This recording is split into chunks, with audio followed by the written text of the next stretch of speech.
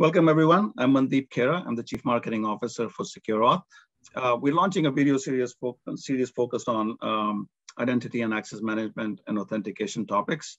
And this is the first of the series. And today I have with me my distinguished colleague, Shahrukh Shahizadeh. Welcome, Shahrukh. Thank you. It's a pleasure to be with you and with the audience who are going to be listening to these series. Awesome. So Shahrukh, let's start by answering the question from your opinion. What is next generation authentication? Well, before I go to the next generation authentication, let me actually talk about what is the current generation to make sure that we have the baseline right. Today, the current authentication system that we have is simply a binary authentication event with a definitive yes or no at the point of authentication, which usually comes in with password and some sort of perhaps a second factor of sort of SMS, TOTP, push notification, biometric, FIDO, whatnot.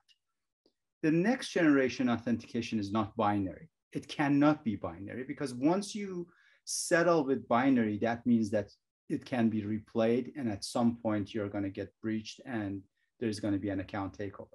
Next generation authentication is a transformation from this legacy binary to a more data science driven and behavioral modeling, which allows you to deliver a high level of trust, elevated platform trust, and a much better user experience than what we are experiencing today. So that's an interesting point. So a lot of vendors are, all talking about next-gen authentication out there. So how does data science make a big difference that they're not using? Well, first of all, in order for you to get rid of the passwords and get rid of the MFA fatigue and replace it with some continuous and what we call here at SecureAuth invisible MFA, the only solution that you can have is to rely on predictive analytics and to rely on behavioral modeling.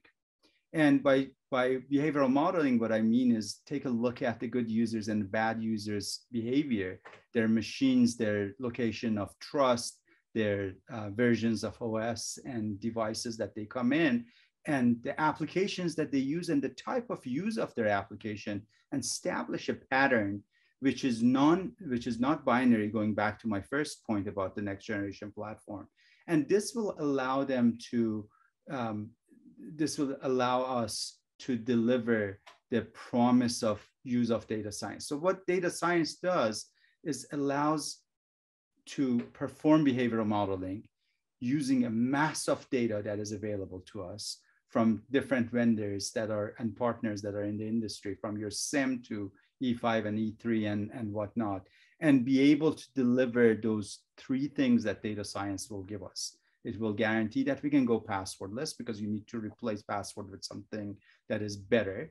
It can get rid of the binary MFAs like your biometric and push and whatnot, and replace it with what we call at SecureAuth as invisible MFA.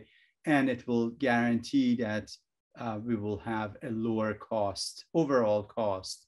It is basically the trifecta of the platform that uses data sciences: higher level of trust, lower cost, and a better user experience.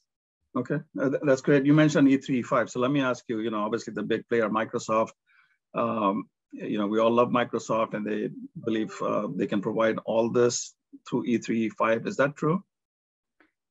Well, not exactly. I mean, yes, it is true that we all like Microsoft because Microsoft is the guardrail of the industry when it comes to 1.2 plus billions of users that they come in. And Microsoft in general, especially E3 and E5, they do an amazing job in the massive data intelligence and the anti-malware that they provide.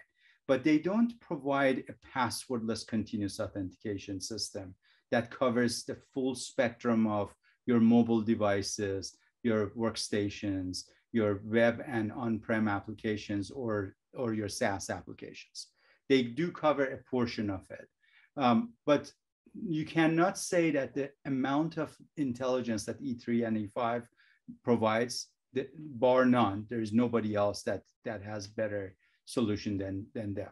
On the other hand, companies like us in Secure Auth, where we use that data intelligence that Microsoft provides, you can basically sit on top of Microsoft and all the good offerings that they have and deliver this passwordless continuous authentication end to end from your mobile to your workstation, to your browser, to your VDI, and all the way to your SaaS application. And most importantly, post-authorization analytics using their data intelligence that they provide.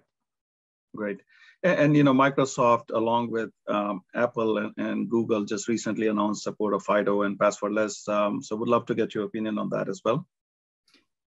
I would say bravo to all three of them. I think this is a long time coming. I'm glad that it finally is happening with the three giants going behind. Of course, all of us have been behind FIDO as the authenticator of choice and interoperability that it offers. However, this interoperability with the three organizations and the three platforms working together on accelerating it and making it mainstream is a compelling event for the industry. And congratulations to all of us in the security world that finally these three are putting to their thoughts and their efforts together. On the other hand, I want to just add this, that it doesn't stop here, right? It might take a certain amount of time for the three giants working together and getting this home or getting it closer to home. But the real responsibility goes beyond the private sector.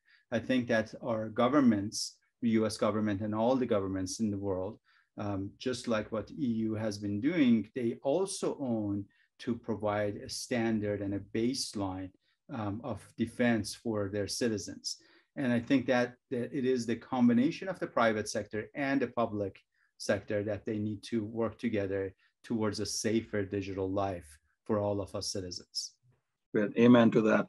I think that's all the time we have today. Shahrukh, thank you very much for sharing your insights. Really appreciate it.